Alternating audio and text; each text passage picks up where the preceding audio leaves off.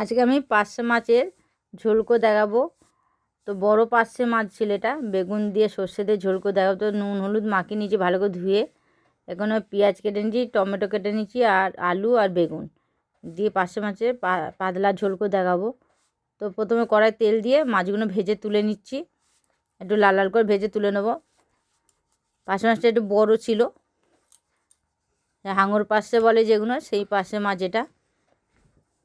খেতে খুব ভালো হয়েছিল, টেস্ট হয়েছিল। তো দেখুন ভাজা তুলে নিচ্ছি। এবার ওই কড়ার তেলের মধ্যে কালো জিরে ফোড়ন দিয়ে দিচ্ছি।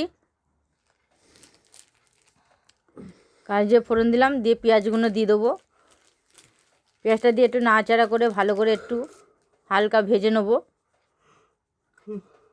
তো ভেজে নিয়ে এবার সবজিগুলো দিয়ে দিচ্ছি ওর মধ্যে, আলু আর বেগুনগুলো। এই পার্শে মাছের ঝালটা সর্ষে দিয়ে খেতে দারুণ লাগে। তা আমি পুরো ঝাল মতন করে নিয়ে একটু ঝোল মতন করেছিলাম, যাতে সবাই খেতে পারে ভালো করে। তো দিয়ে ভালো করে একটু ভেজে নিচ্ছি। নুন দিয়ে দিলাম, দিয়ে আবার একটু ভেজে নিচ্ছি। নুনটা দিলে বেগুনটা একটু নরম হয়ে যাবে তাড়াতাড়ি, সেই জন্যে নুনটা দিয়ে দিলাম।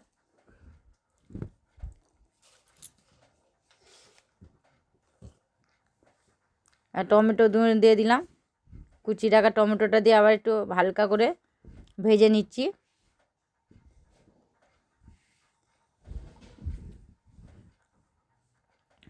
একটু আদা রসুন আর কাঁচা লঙ্কা একসঙ্গে পেস্ট করে নিয়েছিলাম, দিয়ে দিলাম, দিয়ে আবার একটু কষে নিচ্ছি। এইভাবে ঝোলটা করে দেখবেন, দারুণ লাগবে খেতে, আর টেস্টও খুব ভালো হয়েছিল। তো হলুদ গুঁড়ো দিয়ে দিলাম, লঙ্কার গুঁড়ো দিয়ে দিলাম, জিরে গুঁড়ো দিলাম, দিয়ে ভালো করে আবার কষে নেবো এটাকে। একটু সামান্য জল দিয়ে দেবো, দিলে ভালো করে কষাবে। তো জলটা আমি দিচ্ছি না, এখানে সর্ষেটাই দিয়ে দেবো। তো বেটে রাখা সর্ষেটা দিয়ে দিলাম, দিয়ে ভালো করে একটু কষে নিচ্ছি। এটা খুব তাড়াতাড়ি হয়ে যায় আর সহজে হয়ে যায়।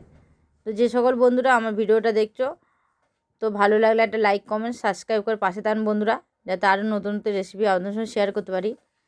তো এবার কষা হয়ে গেছে ভালো করে, এবার ওর মধ্যে জল দিয়ে দিচ্ছি, পরিমাণ মতন জল দেবো, যাতে আলুগুলো সিদ্ধ হয়ে যায়, একটু ঝোল থাকে। মাছের ঝোল হলে ভাত খেতে ভালোভাবে খাওয়া যায়। তো আলু সিদ্ধ এসছে, এবার আমি মাছগুলো দিয়ে দিচ্ছি, দিয়ে আবার কিছুক্ষণ ফুটিয়ে রান্না করে নেবো, নিয়ে নামিয়ে নেবো, যেহেতু আলু সিদ্ধ হয়ে গেছে। তো ফুটিয়ে নিলাম, নিয়ে নামিয়ে নিচ্ছি।